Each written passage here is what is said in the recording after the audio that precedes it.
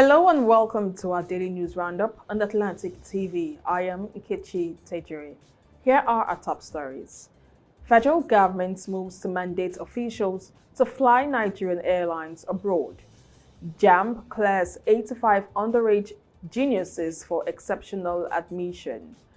Lamido joins race for PDP national chairmanship. CBN pumps $1.25 billion to boost fuel import amid local supply. Trump dismisses talk of 2028 VP bid, says it wouldn't be right. Rooney questions Van Dijk, Salah's leadership as Liverpool slump deepens. Now to the news in full. The federal government is set to introduce a new law that will compel all public officials to fly Nigerian-owned airlines on international routes. Keyamo, alongside Deputy Speaker of the House of Representatives Benjamin Kalu and Air Peace Chairman Allen Onyema, witnessed the historic event. He said the proposed legislation, tagged Fly Nigerian Act, aims to strengthen the nation's aviation sector and support local carriers competing on global routes. The minister revealed that the bill would soon be transmitted to the National Assembly for passage, ensuring that government officials lead by example in promoting homegrown airlines.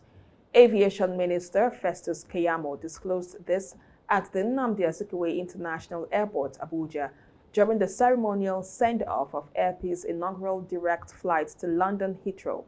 If approved, the Fly Nigerian Act could mark a new chapter in Nigeria's aviation policy, boosting local capacity while saving foreign exchange. The Nigerian Association of Resident Doctors, NAD, has declared an indefinite nationwide strike effective from 11:59 p.m. on Friday, October 31st, 2025. In a statement signed by NAD President Dr. Mohammed Usman Suleiman, the association said the decision came after a 5-hour emergency National Executive Council meeting. Members reportedly voted unanimously to embark on a total and comprehensive industrial action until government meets their demands. The strike is expected to cripple medical services across public hospitals nationwide, with NAD warning that years of neglect, broken promises, and poor welfare have pushed doctors to the edge. The group urged the federal government to act swiftly to avert a full-blown health crisis. The decision follows the expiration of a 30-day ultimatum to the federal government over unresolved demands, including unpaid allowances, poor working conditions, and inadequate hospital facilities. As the countdown begins to Friday's deadline, millions of patients may soon be caught in the middle of another nationwide shutdown of public health services. The Joint Admissions and Matriculation Board, JAMB, has cleared 85 underage candidates for admission into tertiary institutions across Nigeria after what it described as a rigorous and exceptional screening process. In a statement issued by JAMB's head of media, Dr. Fabian Benjamin, the board said the 85 successful applicants had been duly notified to proceed to their respective schools and print their admission letters. It added that the exercise followed a meticulous multi-stage evaluation that screened 599 top scorers who reached the 80% threshold in the 2025 UTME, narrowing the list to 182 finalists before approving the final 85. JAMB reiterated that the policy aligns with global best practices, treating underage admissions as rare academic exceptions. The board also urged disqualified high scorers who failed to upload their O-level results to do so before October 29th through its support portal.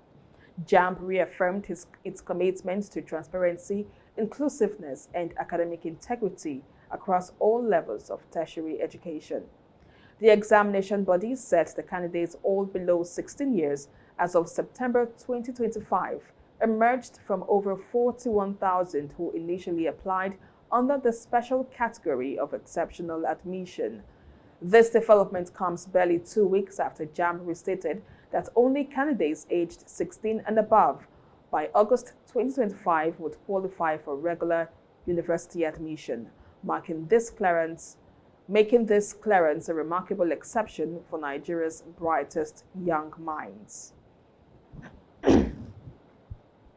Former Jigawa State Governor Alhaji Sule Lamido has officially declared his intention to contest for the position of National Chairman of the People's Democratic Party.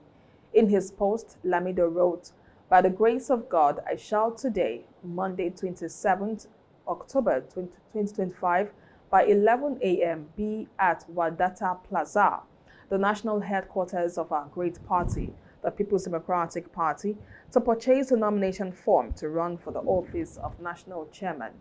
Party insiders say Lamido's entry into the race could reshape internal dynamics ahead of the PDP's next convention as consultations continue among stakeholders. Lamido made the announcement on his verified Facebook page on Monday, confirming that he would visit the PDP National Secretariat in Abuja to pick up his nomination form. The former governor, a founding member of the PDP, is expected to outline his vision for party reform and unity in the days ahead. The All Progressives Grand Alliance has defended Governor Chukwuma Soludo's promise of 1 million naira to every ward won by the party in the upcoming Anambra governorship election, describing it as an incentive to curb voter apathy, not an act of vote buying. Governor Soludo, who is also APGA's flag bearer in the November 8th election, unveiled the reward plan during a vibrant campaign stop attended by party leaders, youth groups, and community supporters. The governor said the monetary pledge was designed to motivate active participation and reward hard work among party loyalists across all 326 wards in the state. Opposition parties, however, have criticized the move, describing it as a subtle form of inducement ahead of the polls. But APGA insists the policy aligns with its people-driven campaign model and is meant to rekindle interest in the democratic process. As the countdown to the November 8th governorship election continues, political parties in Anambra State are ramping up voter engagement efforts to counter rising concerns over low turnout. APGA made the clarification on Sunday following widespread reactions to Soludo's announcement at a campaign rally in Umunze, Orumba South local government area. The party said the initiative is a strategic move to inspire grassroots mobilization and healthy political competition. You're watching our Daily News Roundup. We'll go for a short break. When we return, more news on the business front. Behind closed doors, too many suffer in silence. Too many lives are scarred by violence in the very place that should bring peace, the home. Domestic violence is not love. It is pain. It breaks trust, destroys lives and families, and steals futures. Domestic violence is not a private matter. It's a violation of dignity, and it must end. Because hitting a woman does not make you a man, but correcting her in love and staying in peace with her is God's plan. Together, we can raise our voices, protect the vulnerable, and rebuild lives. Say no to silence. Say no to fear. Say no to domestic violence. Powered by Atlantic Media and TV. Welcome back. Now on the business front, the Central Bank of Nigeria has injected $1.25 billion into the oil sector to support the importation of petroleum products and related items. According to new data from the Nigerian Midstream and Downstream Petroleum Regulatory Authority, petroleum marketers supplied nearly 69% of the 21 billion liters of petrol consumed between August 2024 and early October 2025.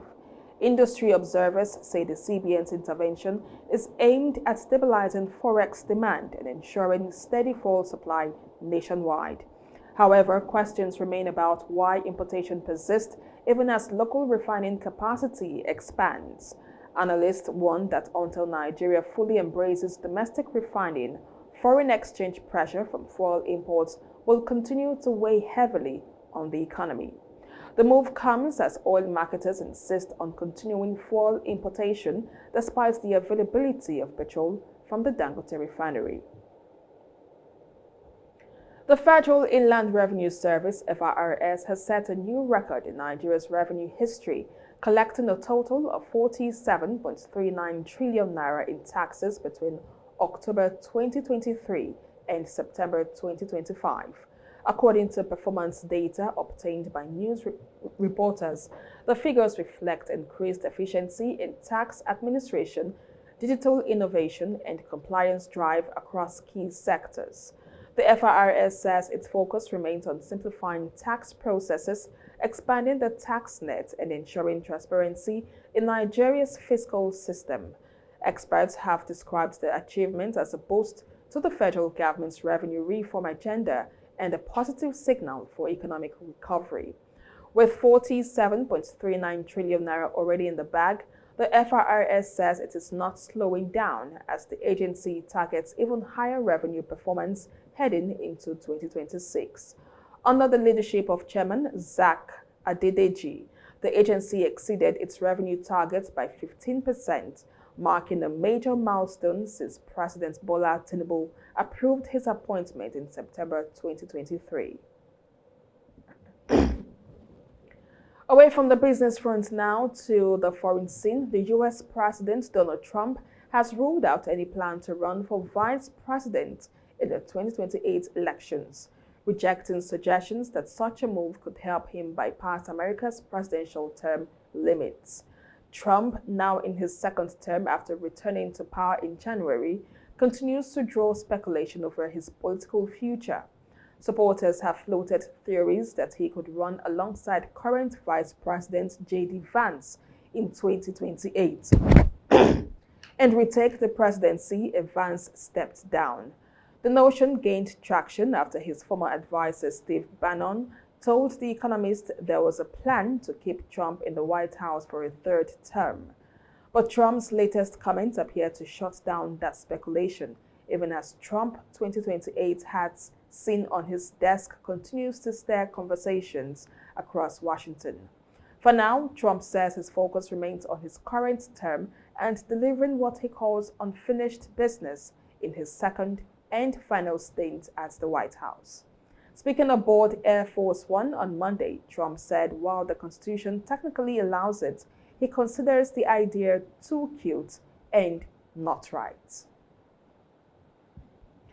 Tensions flared along the Israel-Lebanon border on Monday after Israel accused United Nations peacekeepers of deliberately shooting down one of its unarmed drones near Kfar Kila in southern Lebanon.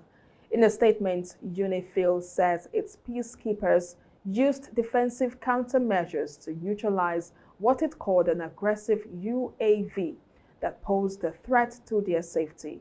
The UN force also accused Israeli troops of escalating the situation, claiming another drone later dropped a grenade near its position, followed by a tank round fired towards the patrol. The Israeli army admitted it dropped a grenade but denied endangering UN personnel. No injuries or damage were reported.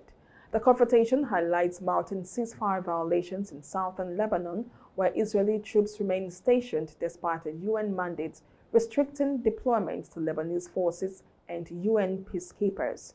Analysts warn the incident could further strain the already fragile calm between Israel and Hezbollah-aligned territories in the region. Both sides have launched internal investigations, but with trust eroding on the blue line, the border zone may be heading towards another flashpoint moment.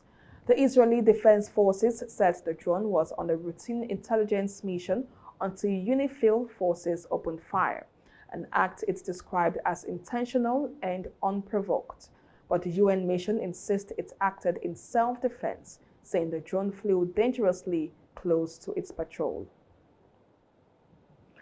And on sports news, former Manchester United star Wayne Rooney has raised fresh doubts about the leadership at Liverpool, pointing fingers at captain Virgil van Dijk and forward Mohamed Salah over what he describes as troubling body language during the team's recent poor run. Rooney said, and I quote, "No one saw this coming. It hits them quick. It hits them hard, and they're struggling to find a way out of it." The ex-England captain's comments come as Liverpool endure one of their toughest spells in years, falling behind in both the Premier League title race and their European campaign. Analysts say the club's dressing room atmosphere and visible frustration on the pitch points to deeper problems within the squad's leadership. With pressure mounting on Jurgen Klopp's men, Rooney's remarks add fuel to the growing debate over whether Liverpool's senior stars can rally the team back to form before the season slips away. Speaking on the latest episode of the Wayne Rooney Show, the five-time Premier League winner told newsmen that the Reds' collapse in form has shocked everyone, suggesting that the club's senior players look lost and uninspired. Former Manchester United defender Gary Neville says Arsenal are now firm favourites to win this season's Premier League title.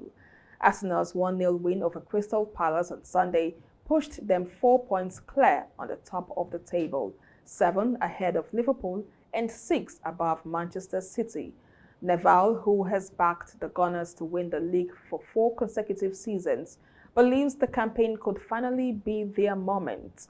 Arsenal will look to maintain their momentum as the title race enters its decisive phase, while City and Liverpool aim to close the gap. With confidence soaring in North London and rivals faltering, the Premier League title may finally be heading back to the Emirates after 2 decades. Speaking in an interview, Neville insisted that Mikel Arteta's men can lift the trophy without hitting the 90 or 100-point mark, thanks to their current form and consistency. With our sports news, we come to the end of our Daily News Roundup for today, right here at Atlantic TV. Do also follow us on all our social media platforms for more news stories and headline updates. Thank you so much for watching. I am Nkechi Tejere. Have a pleasant day.